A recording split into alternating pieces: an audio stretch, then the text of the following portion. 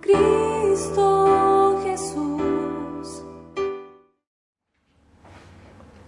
Bueno, chicas, entonces esta sería nuestra segunda reunión del estudio que tenemos acá de mujeres. Como ya lo habíamos dicho anteriormente, este es el tercer año. Bueno, este es el inicio de este tercer año que llevamos de este estudio de las reuniones de mujeres aquí en la localidad. Entonces este año pues vamos a estar estudiando o a estar viendo cómo los evangelios nos muestran a la persona del Señor Jesucristo. La idea de estas reuniones pues es no solamente venir a escuchar a alguien que comparta algo, sino que todos podamos compartir, que cada una pueda aportar lo que cada una leyó. Por eso también la idea de compartir los versículos antes de venir acá, para que cada una pueda leer, también que cada una pueda pensar que lo que se está diciendo pues está bien, o si hay algún error también que se pueda ver a la luz de la palabra. La metodología ya como la habíamos venido manejando en este tiempo, entonces la idea es tener un tiempo de compartir, y la segunda parte sería como la mutualidad, donde cada una va a hacerle preguntas a las demás. Y ¿qué era la otra parte? Habían dos partes de participación. Una en la que se iba a hacer, cada una le iba a hacer una pregunta a las demás. ¿Y la otra parte cuál era? Eso que más llamó atención. Exacto, que cada uno va a decir una cosa de lo que más le llamó la atención de todo lo que se leyó. Para el día de hoy vamos a retomar un poquitico, solamente a manera de resumen, lo que vimos la reunión pasada, que fue más o menos ver cómo es el enfoque de cada uno de los evangelios en cuanto a la vida del Señor Jesucristo. Y otro libro que de pronto va a ser apoyo, o sea, nos vamos a centrar básicamente en lo que la palabra dice, vamos a ver los versículos de la palabra, pero el otro libro que vamos a tener como apoyo es este, que es el Incomparable Cristo. Está en versión de portugués, entonces lo vamos a utilizar. Lo que les vamos a mostrar acá tiene parte de esto, entonces para que también lo tengamos ahí presente. Y entonces, bueno, Cristo en los evangelios. ¿Cuántos evangelios son? 4, listo. Vamos a ver aquí un pequeño resumen. De los 4 evangelios, los 3 primeros, Mateo, Marcos y Lucas, son sinópticos, ¿listo? ¿Qué era sinóptico? ¿Alguna se acuerda? Imágenes, o sea, ¿no? Algo así, esto tenía una clave acá, espero ya se las digo. Sinóptico,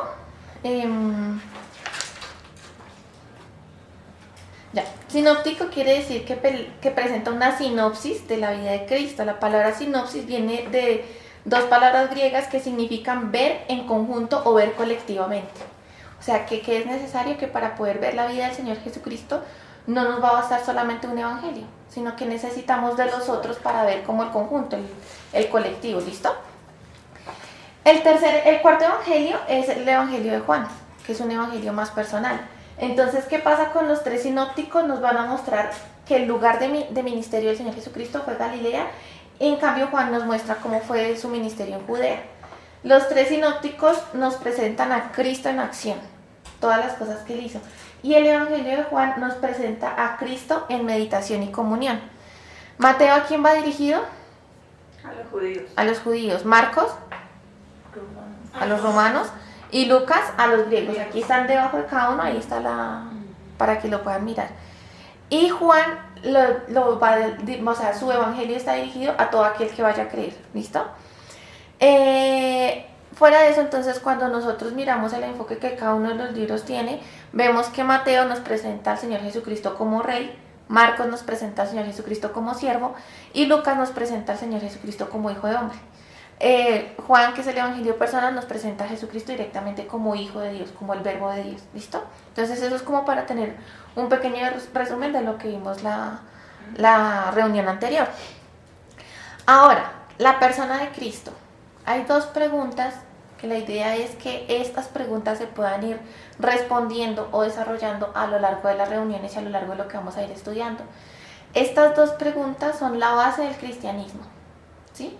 Porque conocemos que muchas otras culturas o quizás muchas otras religiones ellos también creen que hubo un Jesucristo. Incluso hay unas religiones muy cercanas a nosotros, a nuestra cultura, que ellos creen que el Señor Jesucristo existió, pero creen que fue una persona más. Entonces, para nosotros, ¿quién es Él? O sea, estas preguntas es para que nosotros las tengamos presentes y que a lo largo no solamente de esta reunión, sino de aquí en adelante, que podamos ir desarrollando quién es el Señor Jesucristo, quién es Jesús. Quizá hoy nos van a quedar aclaradas muchas cosas, pero la idea es no quedarnos solamente con lo de hoy. Y Él es, en realidad, Él es Dios manifestado en carne, ¿o fue una persona más? O sea, estas son las preguntas que nosotros digamos que ya las tenemos. De pronto ya tenemos la respuesta, pero la idea es que vayamos complementando esa respuesta con lo que vamos a estudiar de aquí en adelante. Estas son dos preguntas fundamentales del cristianismo.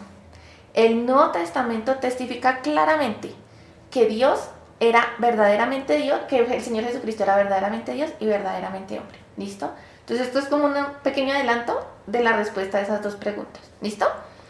Ahora, preexistencia de Cristo. Los versículos que Jessica les pasó en el grupo era para que nosotros pudiéramos ver esos versículos de cómo de pronto nosotros veíamos que Cristo, ¿qué quiere decir preexistencia? ¿Que existió? Que existía desde antes, exacto. Porque si nosotros creemos que Jesucristo empezó a existir desde el momento en que nació, entonces no era eterno, entonces no era Dios, ¿sí? Pero si podemos tener, digamos, evidencias o podemos tener algo que nos soporte que Él ya existía desde antes, entonces ya podemos creer que sí era Dios, porque ya existía desde antes. Solamente que en algún momento se encarnó. ¿Qué es encarnar? Tomar carne. No reencarnar, sino encarnar. Quiere decir que tomó carne, pero que ya existía desde antes. O sea, si solamente empezó a existir desde el momento en que se encarnó, entonces no era encarnación, sino que empezó a existir. ¿Sí? Más o menos así, como igual a la medida que vayamos avanzando, vamos a ver otras características. Entonces, hay varios versículos, hay muchísimos, tomamos solamente algunos, pero la idea es poder, digamos, con estos, poder tener esa luz de que Él ya estaba desde antes. Hay uno que está en Juan 1:2, ese NBL significa Nueva Biblia en lenguaje actual, bueno, no me acuerdo, o Nueva Biblia Latinoamérica, es que no me acuerdo. Pero nos está diciendo esto está en Juan, dice, en el principio ya existía el verbo, la palabra, y el verbo estaba con Dios y el verbo era Dios. Él estaba o existía en el principio con Dios. Ahí nos está hablando del verbo. Nosotros, digamos, ya sabemos por otras explicaciones que el verbo es el Señor Jesucristo. Pero mientras tanto tengámoslo ahí, ¿sí? Entonces ya por lo menos sabemos que había algo que estaba con Dios desde antes y que existía con Dios desde antes y que estaba desde el principio con Dios. Ahora vamos a ver otra. Cuando el Señor Jesucristo estaba se había encarnado, ya era hombre y estaba ejerciendo su ministerio, cuando Él oraba de la siguiente manera, en Juan 17:5 dice, ahora glorifícame tú, Padre, junto a ti, con la gloria que tenía contigo antes que el mundo existiera. Entonces, bueno, como para retomar un poquito, vemos que acá nos está diciendo que el verbo existía desde el principio con Dios, y eso lo vimos en Juan 1:2. Pero cuando vemos por las propias palabras del Señor, en Juan 17:5 dice, ahora glorifícame tú con la gloria que tenía contigo antes de que el mundo existiera. O sea, ya es un lenguaje muy similar. Entonces, ahí ya nos empezamos como a juntar todos. Hay un versículo en el Salmo 119 que dice, la suma de tu palabra es verdad. Tu palabra es verdad, la suma de tu palabra es verdad. Entonces, cuando empezamos a unir todos estos versículos, empezamos a ver cómo todos empiezan a encajar y nos está hablando exactamente de la misma persona que es el Señor Jesucristo. O sea, que ya nos da luz de que Él estaba con Dios desde antes que el mundo existiera. ¿Sí? Ahora hay otro pasaje aquí que está en Juan 8:58 donde dice, cuando resulta que aquí era un pasaje donde el Señor Jesucristo está hablando con los fariseos y los fariseos que eran, digamos, como un alto cargo o en unas personas supremamente representativas que estaban en Jerusalén, que eran celosos de la ley y conocían supremamente bien, digamos, que toda la historia de Israel. Ellos tienen como patriarcas o como padres de la nación o como fundadores, por decirlo así, a Abraham, a Isaac y a Jacob. Entonces aquí ellos le estaban preguntando que si acaso él era mayor que Abraham, porque Abraham, digamos que fue como el primero, porque a partir de ahí es donde empiezan las promesas. Y aquí Jesús les está diciendo, Jesús les dijo, en verdad os digo que antes de Abraham naciera yo soy. O sea, ya les estaba diciendo que él era desde antes. Ahí viene como una discusión donde los fariseos le dicen, si tú no tienes ni 50 años, ¿cómo vas a decir que conociste a Abraham? Aquí ellos se dieron cuenta que él mismo se estaba autoproclamando Dios, porque ¿quién estaba antes de Abraham? Sí, eran como los patriarcas, aunque antes de Abraham no había existido mucha gente, pero era una manera como en que él de todas las maneras les dijo todo lo que él era y que ellos no quisieron creer. Ahora, hay una ciudad que se llama Belén y aquí hay como una profecía para Belén donde está diciendo que de ahí va a pasar algo. Dice, tú Belén de Efrata, de ti me saldrá el que ha de ser gobernante de Israel.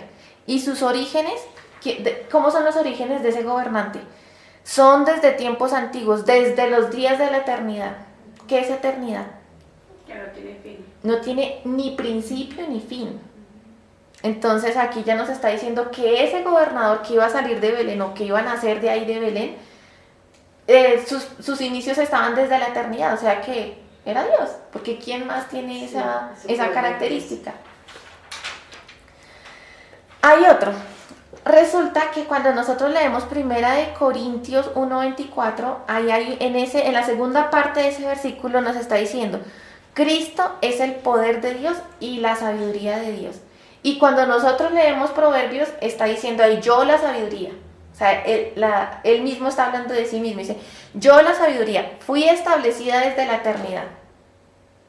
Desde antes que existiera el mundo. ¿No se les hace muy igualito o sea, el lenguaje que se ha utilizado en todos estos versículos anteriores, incluso en este también? Él ya de todas las maneras posibles nos ha dicho que Él estaba desde la eternidad, que Él existía desde antes de que el mundo existiera, que Él estaba con el Padre y tenía una gloria que compartía con el Padre. ¿Quién comparte la gloria del Padre? ¿Quién podría compartirlo? Alguien que tenga las mismas características, solamente Dios mismo. Y sabemos que Dios, pues antes de tomar forma de hombre, pues era Dios mismo. Entonces, ¿quién más podría compartir sus características? Entonces, esta es una manera de ver que antes de que el Señor Jesucristo se despojara de sí mismo y tomara forma de hombre y decidiera nacer como hombre, ya existía. O sea, ya sabemos que sí era eterno y tenía orígenes desde la eternidad. ¿Ahí de pronto alguna quiere comentar algo? No. Entonces continuamos.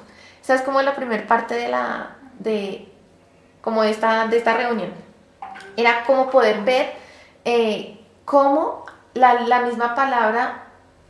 ¿Qué es lo interesante de la palabra cuando nosotros vemos así todos los pasajes juntos?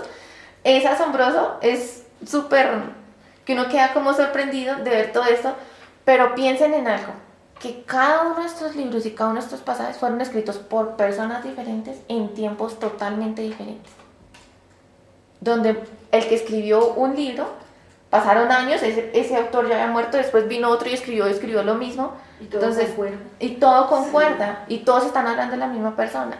Ahí es donde nos damos cuenta también que básicamente, a pesar de que hay autores secundarios, por decirlo de alguna manera, que son los que escribieron la palabra, el autor en sí es solamente uno, que fue el Espíritu Santo inspirando a estos hombres. Entonces eso lo hace aún más asombroso, que personas de diferentes épocas, que no se conocieran entre sí, escribieran estas cosas que es como si las están utilizando exactamente el mismo lenguaje.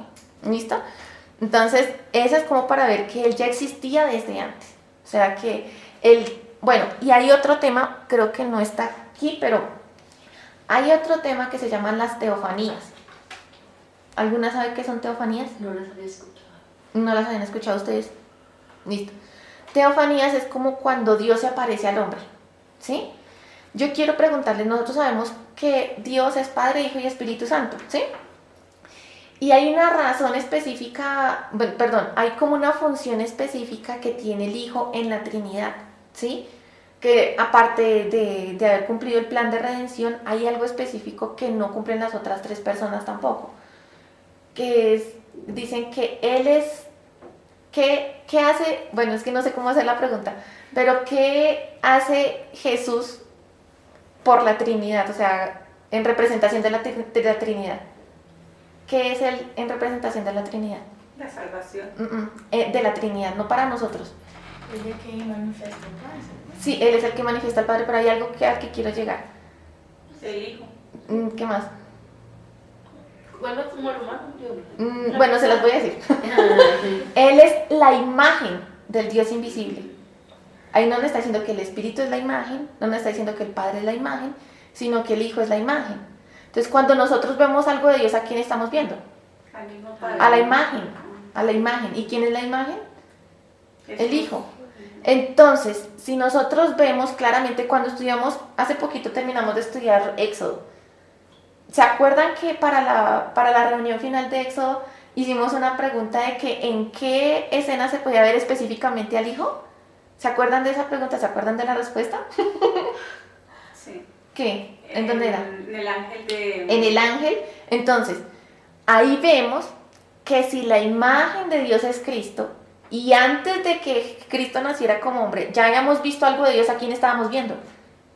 A la imagen. A la imagen. ¿Y quién es la imagen? Jesús. Entonces sí existía desde antes de que se encarnara.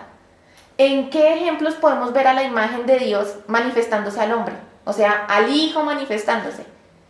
Díganme ejemplos que ustedes recuerden del Antiguo Testamento cuando decían claramente visto a Dios. Hay uno, que no sé si ustedes se acuerdan, cuando nosotros lo leímos, eso fue en Génesis, cuando estaba Jacob, ¿cuál fue el que peleó con el ángel? Jacob, ¿sí? Listo, no me estoy confundiendo. Cuando estaba Jacob y él, antes de que a Jacob se le mudara el nombre para Israel, sí, él fue y luchó con un ángel. ¿Y él qué dijo? He visto cara a cara a Dios. ¿A quién estaba viendo? A la imagen. ¿Y quién es la imagen? Entonces ya vemos que él ya se había aparecido desde antes. ¿Ustedes se acuerdan? Bueno, hay varias teofanías, espérense a ver si las recuerdo. Esa era una. ¿Ustedes se acuerdan la zarza? ¿Qué le decía la zarza a Moisés?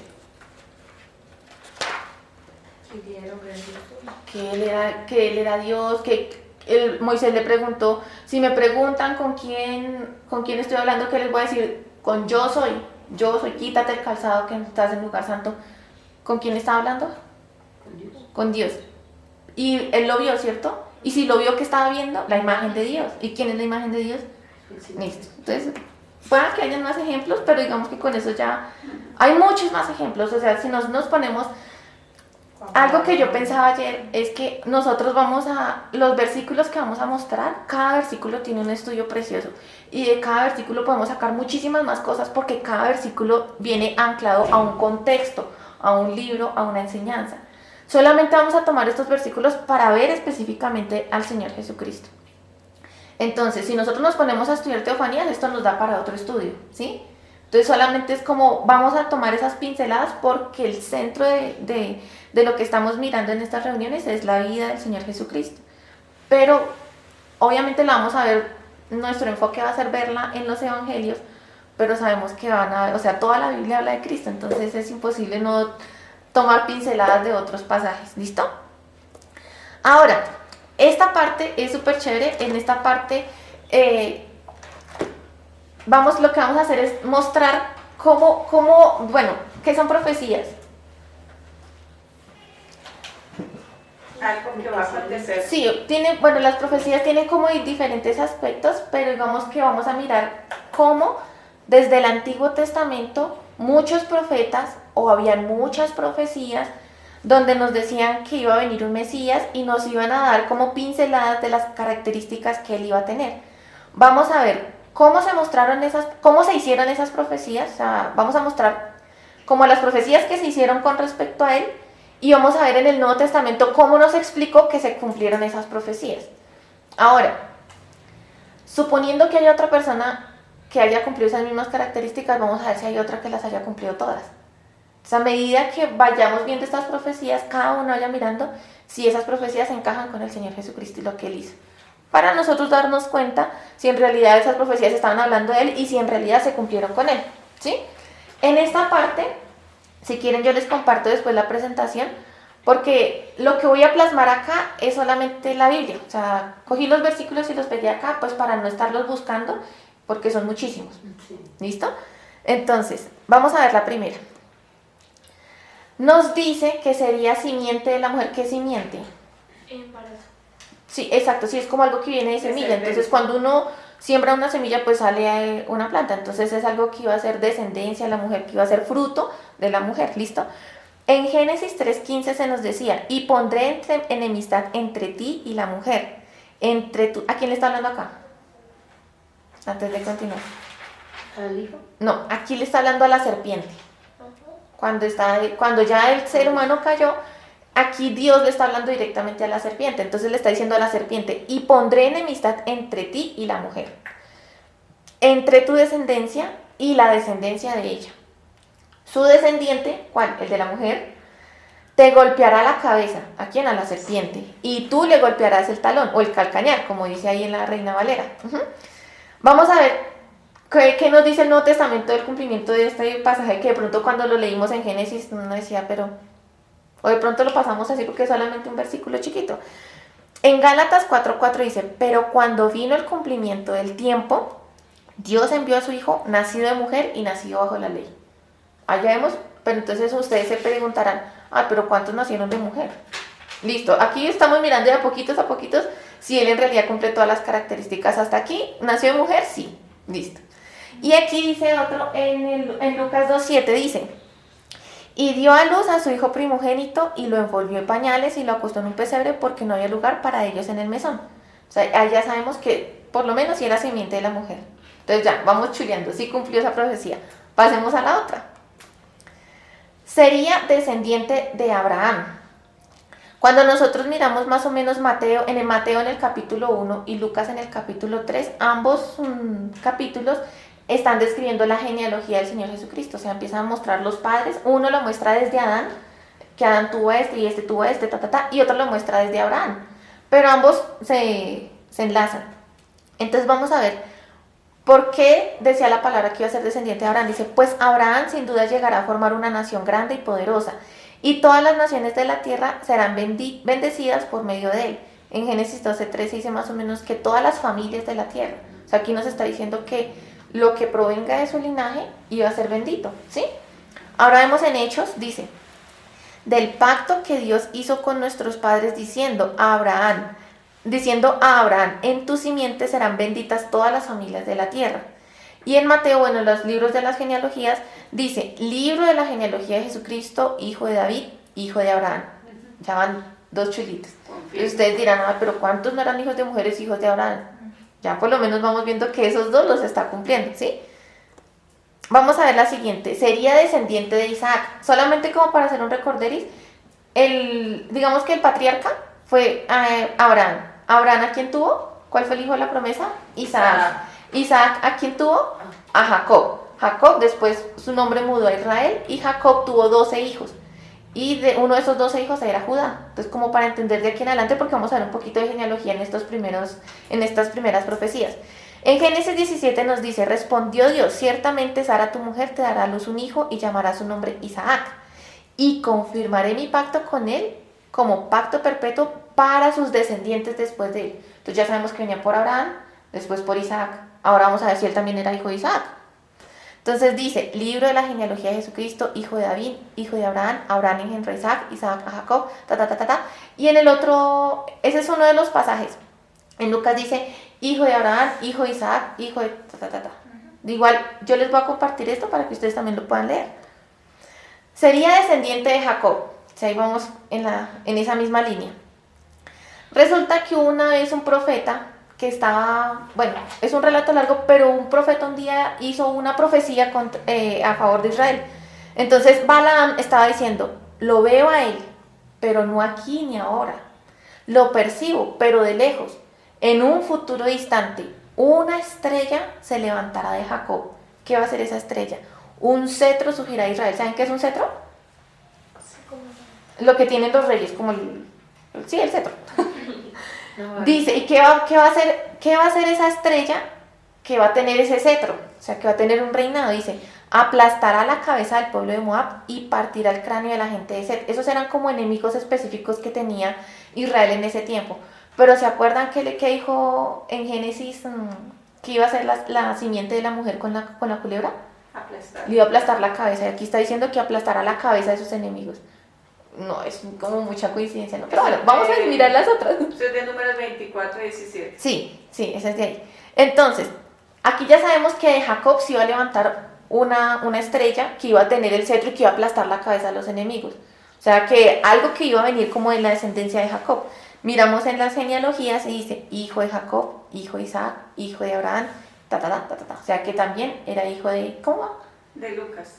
Ah, sí, es que están ambos en ambos evangelios, en Lucas o en Mateo, es donde están las genealogías. Descendería de la tribu de Judá. Entonces vamos recordando. Abraham tuvo a Isaac, Isaac tuvo a Jacob, que después se llamó Israel.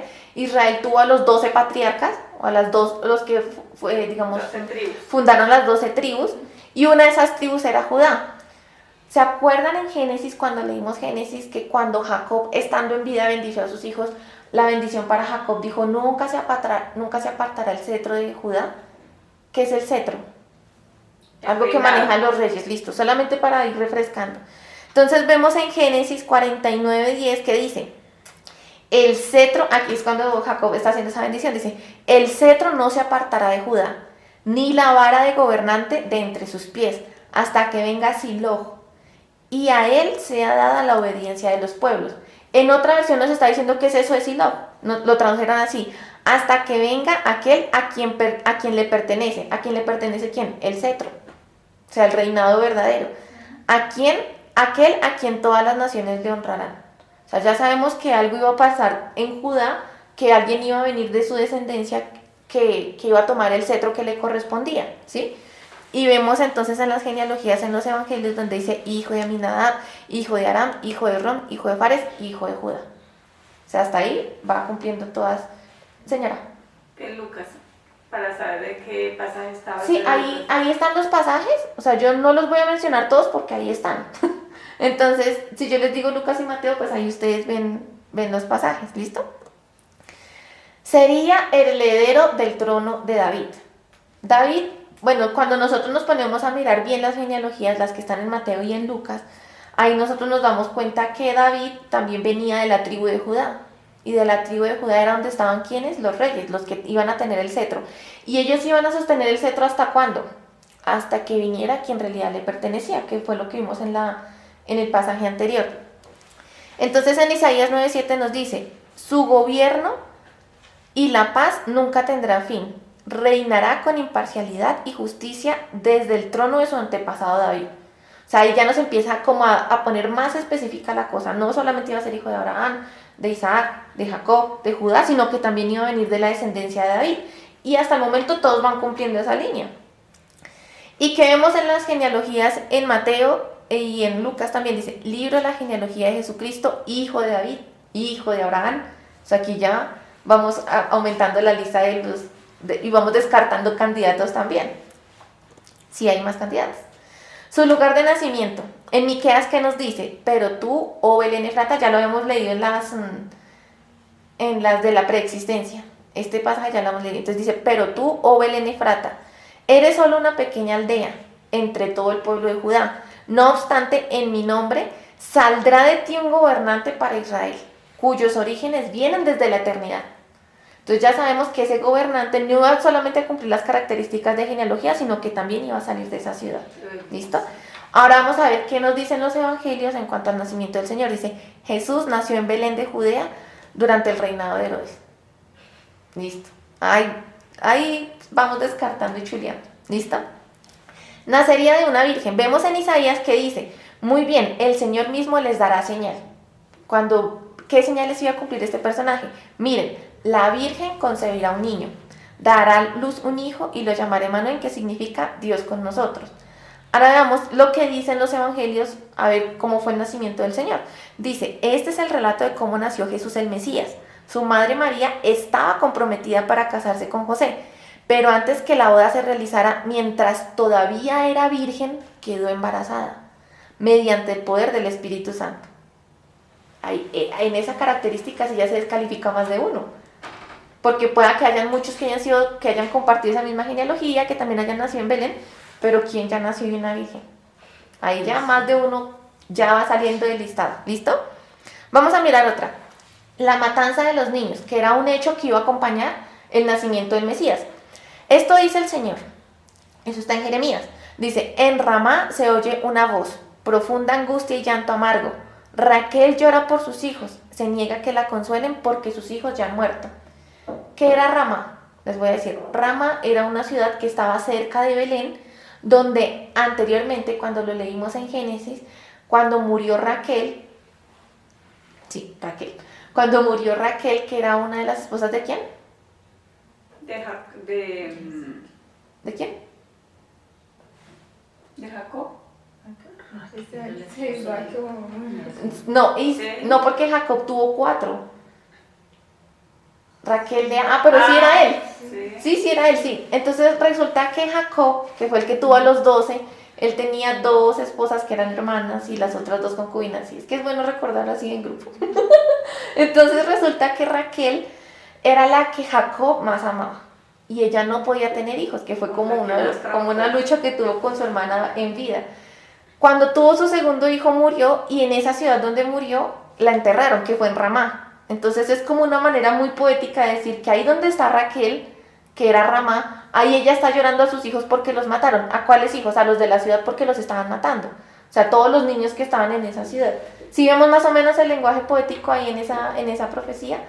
Ahora vamos a ver qué pasó en Ramá o en las ciudades aledañas a Belén. Dice, cuando Herodes se dio cuenta de que los sabios se habían burlado de él, se puso furioso. Aquí era cuando si ustedes se acuerdan que nosotros los conocemos como los Reyes Magos, pero eran como sabios que sabían interpretar las señales de los cielos. Ellos habían pasado a ir a ver la estrella, porque ellos vieron la estrella, lo que se conoce como la estrella de David, que ellos sabían que esa era la señal de que el Mesías había nacido. Cuando pasaron por ahí, Herodes les dijo, cuando vuelvan, háganme saber dónde está él para que yo también vaya y le adore. Pero Herodes quería ir a matarlo. Entonces los sabios se dieron cuenta y al devolverse se volvieron por otro lado. Entonces ahí es cuando dice que él se vio burlado. Dice, cuando Herodes se dio cuenta que los sabios se habían burlado de él, se puso furioso. Entonces, basado en lo que le dijeron los sabios en la primera aparición de la estrella, Herodes envió soldados para matar a todos los niños que vivieran en Belén y en sus alrededores, y que tuvieran 2 años o menos. ¿Ustedes se imaginan la cantidad de niños que murieron? Entonces aquí se está cumpliendo algo que ya se había dicho, que en Ramá iba a haber una matanza de niños y que Raquel iba a estar como llorando. Es un lenguaje poético, no era que ella iba a estar literalmente llorando porque ella había muerto, pero es una manera poética de decir que iba a haber un gran dolor porque iba a haber, exacto, la matanza de los niños. Y aquí en este pasaje que está en Mateo 2:16 más o menos, en los siguientes pasajes dice, se cumplió lo que decía la profecía, que Raquel llora por sus hijos. O sea, ahí sí es que está, como dice el hermano, clarito. ¿Listo? Vamos a ver la otra, huida de Egipto. En Oseas vemos cuando decía, cuando Israel era niño, yo lo amé, y de Egipto llamé a mi hijo. Es una profecía muy pequeñita, pero vamos a ver qué dice en Mateo. Dice, esa noche, cuando empezaron a matar a los niños, ¿qué hizo José con María y el niño? Huyeron a Egipto, hasta que muriera aquel que los había mandado a matar. Entonces él duró allá un tiempito. Llegó un momento cuando el Señor les dijo, ya, vuelvan, porque el que procuraba la muerte del niño ya no está. Entonces es más o menos ese contexto. Dice, esa noche José salió para Egipto con el niño y con María su madre, y se quedaron allí hasta la muerte de Herodes, que era el que había mandado a matar a los niños. Así se cumplió lo que el Señor había dicho por medio del profeta, de Egipto llamé a mi hijo. O sea, ahí la misma palabra nos está dando certeza del cumplimiento de esa profecía. Ahora, su ministerio en Galilea. En Isaías 9 nos está diciendo algo específicamente de 2 ciudades. Dice, la tierra de Zabulón y la tierra de Neftalí. Zabulón y Neftalí eran unas de las tribus de Israel. Entonces ellos habían repartido la tierra, entonces más o menos todo esto pasó en Israel, ¿no? La tierra de Zabulón y de Neftalí será humillada, pero habrá un tiempo en el futuro cuando Galilea de los gentiles, que se encuentra junto al camino que va del Jordán al mar, será llena de gloria. Aquí esta profecía dice, el pueblo que andaba en tinieblas vio gran luz. Los que moraban en tierra de sombra de muerte, luz resplandeció sobre ellos. Esa era una profecía que iba a pasar en esa tierra de Zabulón y Neftalí. Ahora veamos cómo se cumplió. En Mateo, dice así, dice, cuando Jesús oyó que habían arrestado a Juan, salió de Judea, regresó a Galilea, primero fue a Nazaret, luego salió de allí y siguió hasta Capernaum, junto al mar de Galilea, en la región de Zabulón y Neftalí. Así se cumplió lo que Dios dijo por medio del profeta Isaías. en la tierra de Zabulón y Neftalí, junto al mar, más allá del río Jordán, en Galilea, donde viven tantos gentiles, la gente que estaba en la oscuridad ha visto una gran luz. Y para aquellos que vivían en la tierra, donde la muerte arroja su sombra, ha brillado una luz. Entonces, ¿por qué brilló la luz para ellos? Porque fue el mismo Dios. Allá, bueno, pero todavía no vamos a afirmar que en realidad era Dios, porque estamos todavía descartando las profecías, ¿no? Yo me atrevo a decir eso porque ya nosotros sabemos, pero vamos a seguir mirando las profecías, ¿listo? Como profeta, desde el Antiguo Testamento se había prometido que vendría un profeta después de Moisés. Entonces dice, aquí está como Moisés hablando con el Señor. Entonces dice, Moisés siguió diciendo, el Señor estaba hablando aquí Moisés, es que aquí hay un relato donde Moisés está hablando con el pueblo, después el Señor le habla a Moisés. Entonces aquí, en este momento, en esta primera parte, Moisés le está diciendo al pueblo, dice, Moisés siguió diciendo, el Señor su Dios les levantará un profeta como yo, de entre sus hermanos israelitas, a él tendrán que escucharlo. En ese mismo pasaje un poquito más adelante dice, el Señor dijo, levantaré un profeta como tú de entre sus hermanos israelitas, pondré mis palabras en su boca y él dirá al pueblo todo lo que yo le ordene. Entonces ya sabemos que va a haber un profeta. Vamos a ver qué dice el Nuevo Testamento con respecto a eso. Dice, la gente al ver la señal milagrosa que Jesús había hecho, exclamó, no hay duda de que él es el profeta que esperábamos. La misma gente ya se dan cuenta que él era el profeta que estaban esperando desde el tiempo de Moisés. ¿Listo? Un sacerdote como Melquisedec. En los Salmos vemos que dice, el Señor ha hecho un juramento y no romperá su promesa. Tú eres sacerdote para siempre, según el orden de Melquisedec. Si entráramos a estudiar solamente este tema, se nos va un montón. Es un tema preciosísimo, pero por eso les decía, de cada versículo nosotros podemos sacar un estudio, pero vamos a ver es como la profecía y su cumplimiento. Nos vamos a enfocar en esa parte. En el Nuevo Testamento vemos, dice, Jesús ha llegado a ser nuestro eterno sumo sacerdote según el orden de Melquisedec. Entonces ahí seguimos viendo cómo la profecía que se hizo de aquel personaje tiene su cumplimiento, o las mismas personas afirman que tuvo su cumplimiento. Rechazado por los judíos. Aquí vemos en Isaías, dice, aquí nos está dando una profecía del Señor, específicamente. Dice, ¿qué iba a pasar con este personaje que iba a venir? Dice, fue despreciado y rechazado, hombre de dolores, conocedor del dolor más profundo. Nosotros le dimos la espalda y desviamos la mirada. Fue despreciado y no nos importó. Vamos a ver en el Nuevo Testamento que dice, vino al mismo mundo que él había creado, pero el mundo no lo reconoció. Vino a los de su propio pueblo y hasta ellos lo rechazaron. Y esas son, digamos, cosas que tanto la profecía fue hecha por un judío y tanto el cumplimiento lo desarrolló un judío. Entonces el mismo pueblo sabía de qué estaba hablando. Su entrada triunfal. Vamos a ver, dice en Zacarías y en Isaías también dice, esto es una profecía de cómo iban a recibir al Mesías. Dice, alégrate, oh pueblo de Sión, grita de triunfo, oh pueblo de Jerusalén. Mira, tu rey viene hacia ti, él es justo y victorioso, pero es humilde, montado en un burro, montado en una cría de burra. Que ya nos está diciendo que iba a venir en un burrito, ¿sí? ¿Y qué sabemos nosotros por el Nuevo Testamento en los relatos? Al día siguiente, la noticia de que Jesús iba camino a Jerusalén corrió por toda la ciudad. Una gran multitud de visitantes tomaron ramas de palmera y salieron al camino para recibirlo y gritaban. ¿Qué dice en la profecía? Dice, grita de triunfo, oh pueblo de Jerusalén. ¿Y qué está diciendo aquí en esta primera parte de la...?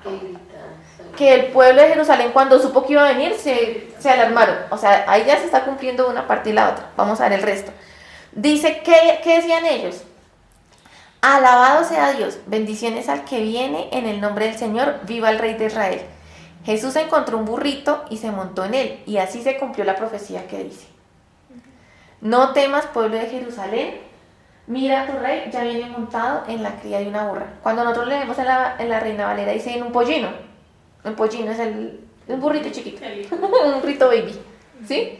Entonces ahí vemos otro cumplimiento. Sería traicionado por un amigo. Entonces vamos a ver. Dice, en el Salmo dice, aún mi íntimo amigo en quien yo confiaba, el que de mi pan comía se ha levantado en mi contra. ¿Y qué pasó? Dice, bueno, aquí está todo el contexto, pero sabemos que el Señor Jesucristo estaba en la última cena, estaba con sus 12 apóstoles, y ustedes sí recuerdan más o menos qué fue lo que el Señor dijo. Dijo, alguno de ustedes me va a traicionar. ¿Y qué empezaron a hacer los discípulos? A preguntarse uno con otro. Exacto, decía, seré yo, seré yo, seré yo.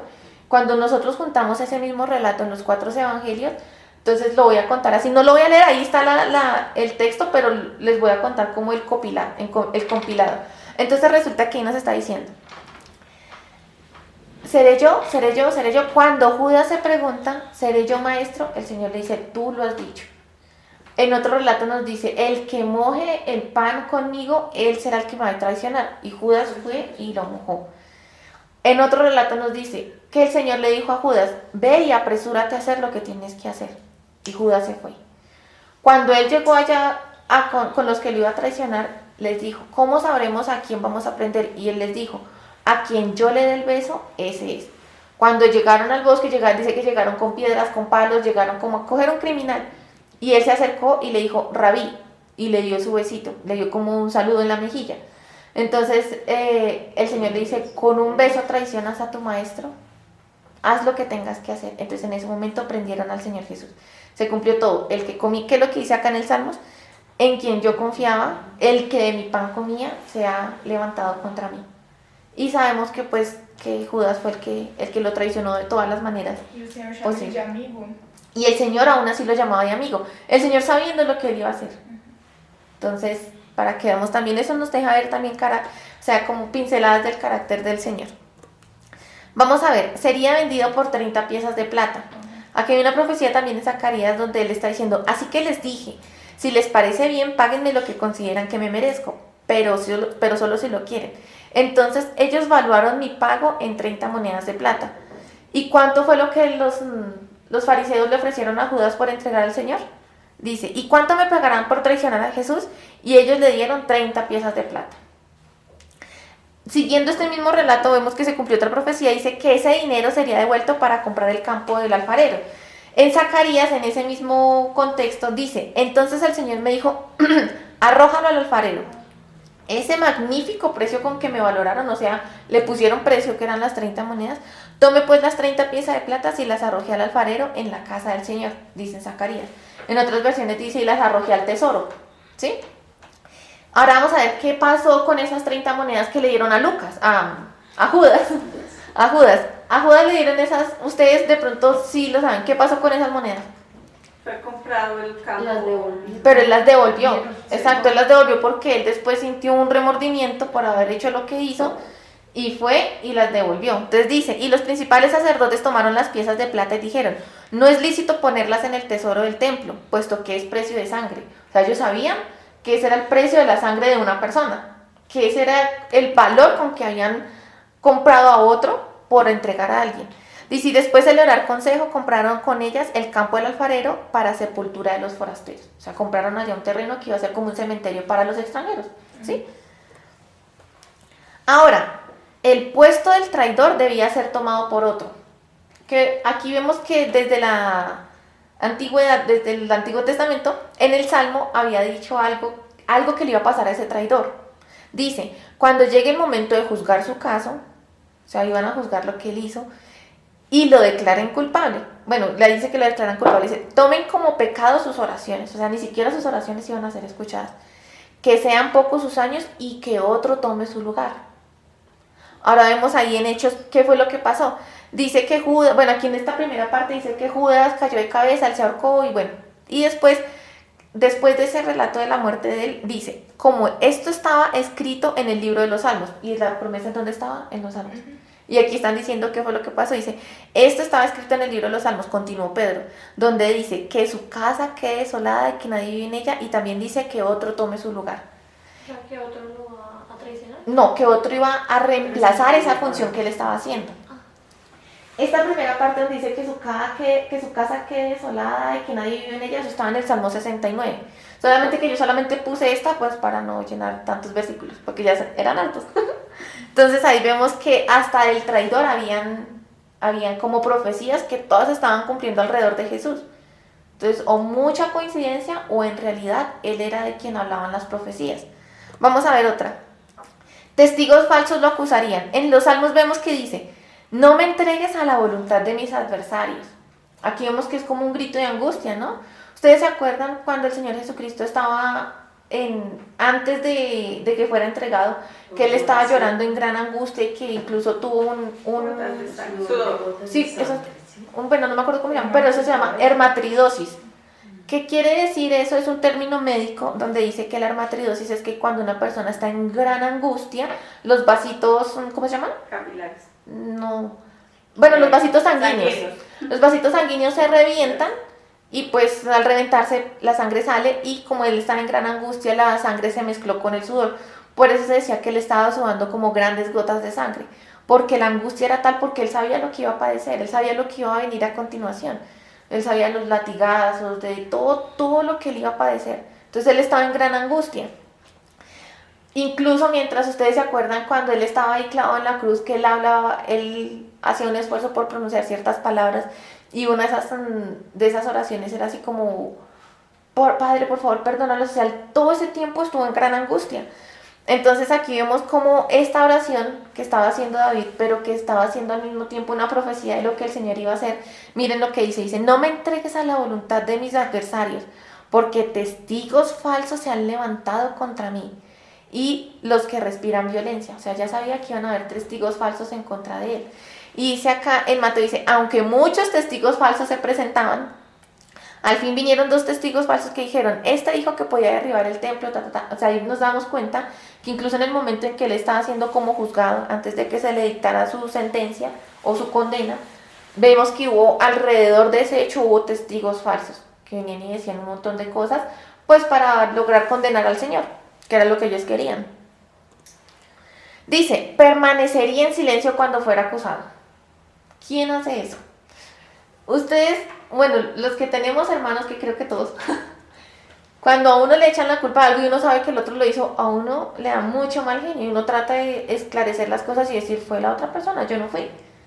Pero miren que esa iba a ser una de las características que iba a cumplir esa persona de quien todo el Antiguo Testamento venía hablando.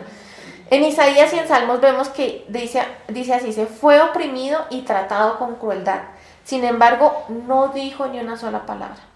Como cordero fue llevado al matadero, y como oveja en silencio ante sus trasquiladores, no abrió su boca. Y en el Nuevo Testamento, cuando relatan específicamente todo el padecimiento del Señor, dicen lo siguiente, dice, y levantándose el sumo sacerdote le dijo, ¿no respondes nada?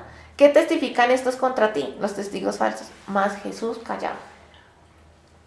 Si ustedes ven este mismo pasaje de Mateo más adelante, vemos que el Señor Jesucristo hablaba. Entonces uno dice, ¿al fin qué? ¿Se calló o se habló? ¿A qué callar creen ustedes que se refiere este callar? ¿De no decir nada, de quedarse callado totalmente? ¿O de hablar para defenderse? De hablar para defenderse. O sea, cuando a él le preguntaron en algunos pasajes que nosotros vemos del Nuevo Testamento, dice que él le preguntaron, ¿ciertamente eres tú el Hijo de Dios? Y él dice, tú lo has dicho. O sea, que se habló. Pero ¿en qué sentido fue que él no habló? Exacto, él no habló para defenderse. En cuanto a eso, él se quedó callado. Él no dijo, no, espérense, es que lo que ustedes están haciendo es una injusticia, miren que yo no merezco morir. Él no lo dijo. Pero hasta el último momento, él testificó de lo que lo acusaban, que él era el Hijo de Dios, que él era el Mesías a quien todo el mundo estaba esperando. Bueno, todo el mundo no, en ese momento específicamente el pueblo judío. Bueno, como profecía, ¿no? Pero bueno, eso es otro tema. ¿Qué más decía? Decía que sería golpeado y escupido. En Isaías dice, les ofrecí la espalda a quienes me golpeaban y las mejillas a quienes me tiraban de la barba. No escondí el rostro de las burlas y los escupitajos. O sea, que él no se defendió, él no se escondió. Si le pegaban él, hay una película que es muy buena, que se llama La Pasión de Cristo, donde vemos que él ya está en una agonía terrible y aún así él toma fuerzas y se levanta porque él sabe que le tienen que seguir azotando. O sea, él no se escondió, sino que él sabía que ese era el precio que tenía que pagar y hasta el último momento, si tenía que poner la cara, la ponía, a pesar de que él no quería, como ser humano, porque sabía el dolor que eso implicaba. Ay, perdón, bueno, se me pasó, pero ahí es que no la podía pasar.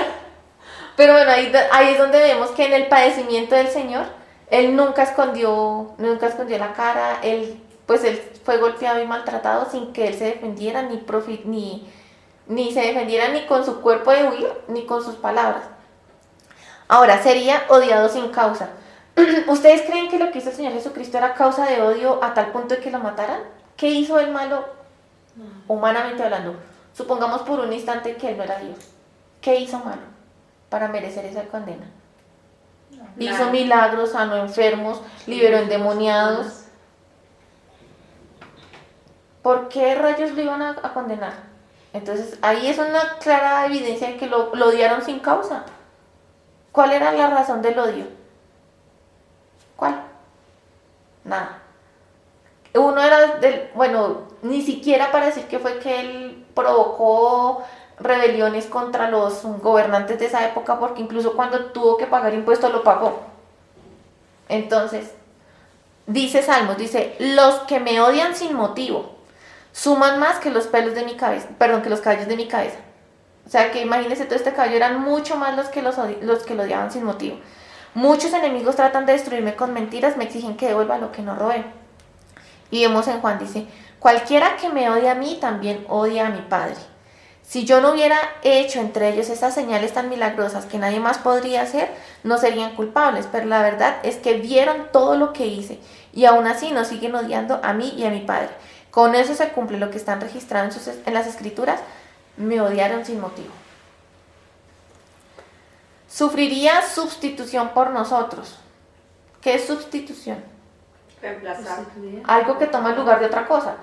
Digamos, si yo tengo aquí un florero y lo quito, ¿qué significa eso? Un cambio. Lo quité, pero no he puesto nada en su lugar. Pero si yo quito ese florero y pongo otra cosa, quiere decir que hubo una sustitución, que algo tomó el lugar que estaba ocupando otra cosa. Entonces, sufriría en sustitución por nosotros, ¿qué quiere decir? Que nosotros éramos los que íbamos a llevar ese castigo. Pero ¿qué pasó? Que Él nos quitó a nosotros, dijo, no, espérese yo porque ellos no pueden pagar esa deuda. Entonces, nos quitó a nosotros y se puso Él en ese lugar. O sea, que todo eso que Él sufrió era lo que nos correspondía vivir a nosotros. Entonces dice en Isaías, dice, sin embargo, fueron nuestras debilidades las que Él cargó. Fueron nuestros dolores los que lo agobiaron. Y pensamos que sus dificultades eran un castigo de Dios, un castigo por sus propios pecados. Eso fue lo que ellos pensaron, que Él estaba sufriendo porque se lo merecía. Y no, dice, pero Él fue traspasado por nuestras rebeliones y aplastado por nuestros pecados. Fue golpeado para que nosotros estuviéramos en paz. Fue azotado para que nosotros pudiéramos ser sanados. Vemos que dice en Mateo, cuando llegó la noche trajeron a Él muchos endemoniados y con la palabra echó fuera a los demonios y sanó a todos los enfermos, para que se cumpliese lo dicho por el profeta Isaías cuando dijo, Él mismo tomó nuestras enfermedades y llevó nuestras dolencias. Pero ahí queda como inconclusa la cosa, ¿cierto? O sea, listo, sí, él hizo eso antes de ser crucificado, pero en el momento en que fue crucificado, veamos cómo esta profecía de Isaías tuvo cumplimiento, no solamente cuando Él, antes de ser condenado, sanar a enfermos y expulsar a demonios, sino que vamos a ver cómo esta profecía no solamente se cumplió aquí en Mateo, sino que también se cumplió acá cuando dice, el Señor nuestro, Jesús, el Señor nuestro, el cual fue entregado por nuestras transgresiones y resucitado para nuestra justificación. O sea, aquí ya vemos que Él, cuando fue entregado, fue por culpa de nosotros también. O sea, no solamente que Él quita las enfermedades y que Él echa fuera demonios, sino que su pago con su propia carne fue por nosotros. Y vemos aquí lo que dice en 1 Corintios, dice, porque primeramente os he enseñado lo que asimismo recibí, que Cristo murió por nuestros pecados. ¿Conforme a qué? A las Escrituras. Conforme a las Escrituras. O sea, Él vino específicamente a cumplir lo que desde la antigüedad se había profetizado que Él iba a hacer. Sería crucificado con pecadores. Listo. Vamos a ver en Isaías por qué decía eso. Decía, por tanto yo le daré parte con los grandes y con los fuertes repartirá despojos, porque hasta derramó su alma hasta la muerte y con los transgresores fue contado. ¿Qué significa eso? Derramó su alma hasta la muerte. Ya sabemos que entonces murió. Y con los transgresores fue contado. ¿Qué son transgresores? Los que transgreden algo. Transgreden la ley. ¿Sí? Entonces, ¿y qué pasó con el Señor Jesucristo? Miremos ahí lo que dice en Mateo. Dice, entonces fueron crucificados con Él 2 ladrones, uno a la derecha y otro a la izquierda. Si alguien, un forastero que estuviera pasando por ahí y viera esa escena, él no va a decir a él de la mitad es inocente. No, él iba a decir, uy, ahí están los 3 pecadores que merecen su castigo. ¿Sí? O sea, visiblemente eso era lo que se veía porque entonces ¿por qué los iban a crucificar? ¿Sí? Y además que él era el que más terrible estaba porque él había sufrido azotes terribles antes de la crucifixión. Solamente los azotes ya hubieran sido causa de muerte. Pero no fue suficiente con eso, sino que también lo crucificaron. Listo. Entonces acá, para completar un poquitico aquí la profecía de lo que dice aquí en Isaías. Entonces dice, porque derramó su alma hasta la muerte y con los transgresores fue contado, llevando él el pecado de muchos e intercediendo por los transgresores. O sea, aquí nos está reafirmando que él no estaba siendo crucificado por sus pecados, sino ¿por qué? Porque estaba llevando el pecado de ¿quiénes? De muchos. Sus manos y sus pies serían horadados. En Salmos y en Zacarías vemos, dice, mis enemigos me rodean como una jauría de perros, una pandilla de malvados me acorrala, han atravesado mis manos y mis pies. ¿Listo? Y vemos en Juan que dice, entonces le dijo a Tomás, esto fue cuando ya el Señor resucitó, pero nosotros sabemos por otros pasajes también, o sea, este es uno de los tantos pasajes que nos demuestran eso, dice, pon tu dedo aquí y mira mis manos, mete tu mano en la herida de mi costado. O sea, ahí ya se está dando cuenta que él tenía unas heridas que certificaban lo que él había vivido, una herida en las manos. Sería escarnecido e insultado. ¿Qué es escarnecido? Es una palabra que es similar al oprobio. Ustedes van a ver esa palabra donde dice que sufrió el oprobio, que sería escarnecido. Es como cuando una persona es objeto de burla como pública, ¿sí? Independientemente de si es culpable o inocente, como cuando a uno le hacen bullying en el salón, que todo el mundo se burla, algo así, algo similar, ¿no? En Salmos dice así, dice, pero yo gusano soy y no hombre, la gente se burla de mí, el pueblo me desprecia, cuantos me ven se ríen de mí y lanzan insultos meneando la cabeza como, ¿sí? Algo así. Dice, confía en el Señor, pues que el Señor lo ponga a salvo, ya que en él se deleita, que sea él quien lo libre. Esas palabras aquí se les hacen parecidas. ¿No era eso lo que le decían al Señor estando en la cruz? Exacto, entonces vamos a ver cómo fue ese suceso. Dice, los que pasaban meneaban la cabeza. Así que más claro para dónde. Dice, los que pasaban meneaban la cabeza y blasfemaban contra él. De la misma manera se burlaban de él los jefes los jefes de los sacerdotes juntos con los maestros de la ley y los ancianos. Salvó a otros, decían, pero no puede salvarse a sí mismo. Y es el Rey de Israel que baje ahora a la cruz y así creeremos en él. Confía en Dios, pues que él lo libre. Confía en Dios, pues que lo libre Dios ahora, si de veras lo quiere. ¿Acaso no dijo, yo soy el Hijo de Dios? Vemos ahí el cumplimiento. Le harían hiel y vinagre. Dice en Salmos, por comida le dieron hiel y para mi sed me dieron a beber vinagre. ¿Y qué pasó cuando el Señor estaba en la cruz? Había allí una vasija llena de vinagre, colocaron pues una esponja empapada del vinagre en una rama de hisopo y se la acercaron a la boca. Listo, se han ido chuleando todas las profecías que el Señor cumplió. Así de pronto hay otro que también haya cumplido, de pronto hay otros que cumplieron algunas, como por ejemplo, los que también eran hijos de Abraham, Isaac, Pero ya cuando empezamos a ver otras, ya se descalifican y quién va quedando como único titular. Listo. Oraría por sus enemigos. Dice, en pago de mi amor me han sido adversarios, mas yo oraba. O sea, él los amó, pero ellos le fueron enemigos. ¿Pero qué hacía? ¿Qué hacía él? Oraba.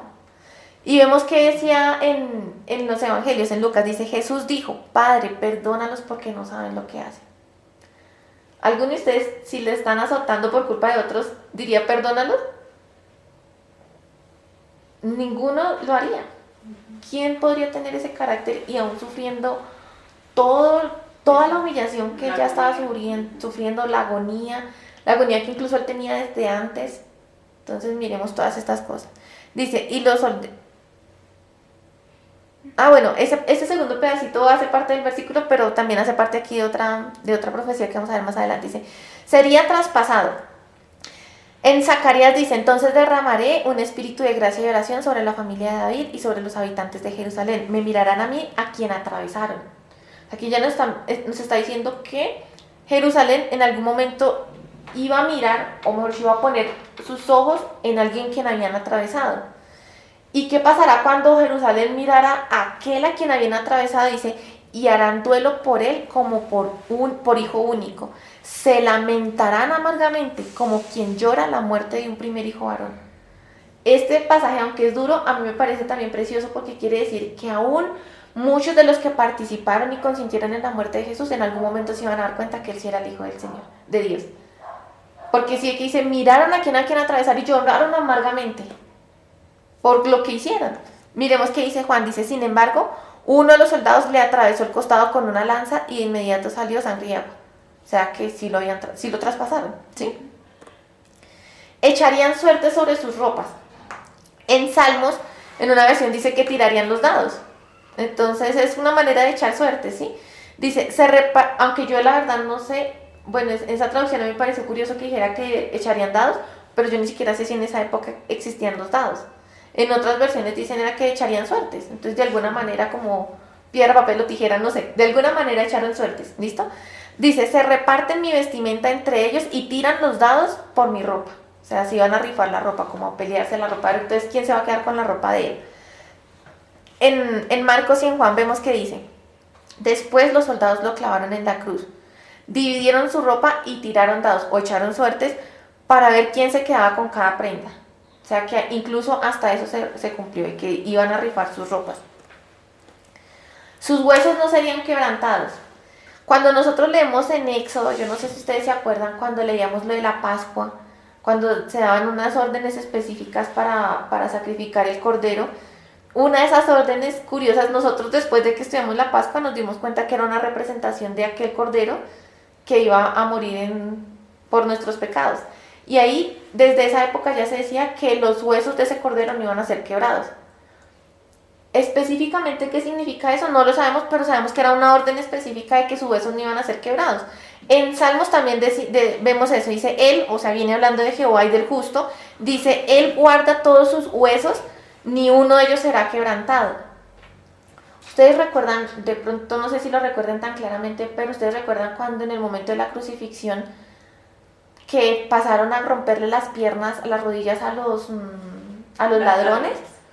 Resulta que, sin entrar mucho en detalle, la crucifixión era una muerte muy tortuosa, donde la persona sufría varios, ¿cómo se dice eso? Como paros en su cuerpo. Era una muerte lenta. Era una muerte lenta, y entre esas cosas había como cuando alguien se sofoca, ¿sí? Como ahogo, bueno, muchas cosas. Resulta que a veces a ellos les colocan, no me acuerdo cómo se llama esa cosita, pero es la cosita de madera que iba anclada a la cruz, donde la víctima soportaba sus pies. ¿Qué pasa? Que cuando la víctima soportaba sus pies y inclinaba o echaba su cuerpo hacia arriba, de cierta manera como que mitigaba en algo todo lo que su cuerpo estaba sufriendo en ese momento. Entonces, cuando ellos querían acelerar que la persona muriera más rápido, pasaban y les quebraban las piernas para que no tuvieran cómo apoyarse y pues murieran más rápido. Cuando pasaron y le quebraron las piernas a los ladrones, pero cuando llegaron a donde el Señor ya había muerto, no le quebraron las piernas. Entonces, ninguno de sus huesos fue quebrado. Ahí, ¿qué fue lo que hicieron? Lo que hicieron fue atravesarle la lanza, lo traspasaron, pero eso sí estaba en la profecía. No serían quebrados sus huesos, pero sí iba a ser traspasado. ¿Listo? Sería sepultado con los ricos. En Isaías vemos que dice, y se dispuso con los impíos su sepultura. ¿Los impíos quiénes son? Como los transgresores, lo que vimos ahorita. Mas con los ricos fue en su muerte, aunque nunca hizo maldad ni hubo engaño en su boca. ¿Qué pasó cuando el Señor Jesucristo murió? Hubo un hombre rico, ahí lo vemos en Mateo, que fue hasta donde Pilato y le dijo, quiero el cuerpo de Jesús. Y él fue y lo envolvió en sábanas, creo que en algunas partes dice que sábanas nuevas, algo así. Y dice que lo colocó en su propia tumba. Él era un hombre rico y lo puso en su propia tumba. O sea, murió como con los malhechores, pero tuvo sepultura de rico. Otra profecía que se cumplió ahí. En su resurrección, dice en el Salmos, dice, pues tú no dejarás mi alma entre los muertos, ni permitirás que tu santo se pudra en la tumba. Cuando ustedes leen eso en la Reina Valera, dice, ni permitirás que tu santo vea corrupción. ¿Qué es corrupción? Pues cuando algo se descompone. Lo que dice acá, que tu santo no se pudra en la tumba. ¿Qué pasó con el Señor Jesús? Antes del tercer día ya no estaba ahí. O sea, no dejó que estuviera con los muertos, ni tampoco que se empezara a descomponer. Dice, en los relatos de los de los evangelios, dice, el ángel les habló a las mujeres, no teman, sé que buscan a Jesús, el que fue crucificado, no está aquí, ha resucitado tal como dijo que sucedería. Vengan, vean el lugar donde estaba su cuerpo y ahora vayan rápidamente y cuéntenle a sus discípulos que Él ha resucitado y que va delante de ustedes a Galilea. Allí lo verán, recuerden lo que les he dicho. Otra cosa que se cumplió ahí. Su ascensión. En Salmos dice, tú has ascendido a lo alto, has llevado la cautividad, Bueno, y dice una cosa que dice, pero dice que tú has ascendido a lo alto. Estas cosas que dice aquí a continuación solamente las pudo haber hecho Dios. Incluso aquí al final dice, has tomado dones para los hombres y también para los rebeldes para que el Señor Dios habite entre ellos. Y cuando vemos en los evangelios vemos que cómo relatan que ellos estaban con él y qué pasó. Dice, entonces Jesús los llevó a Betania, levantó sus manos al cielo y los bendijo, mientras los bendecía los dejó y fue llevado arriba al cielo. Entonces ahí vemos que ya se ha dicho que iba a descender a lo alto, y aquí vemos que otros relataron que él fue llevado a lo alto. ¿Listo? Y ya. Esa ya.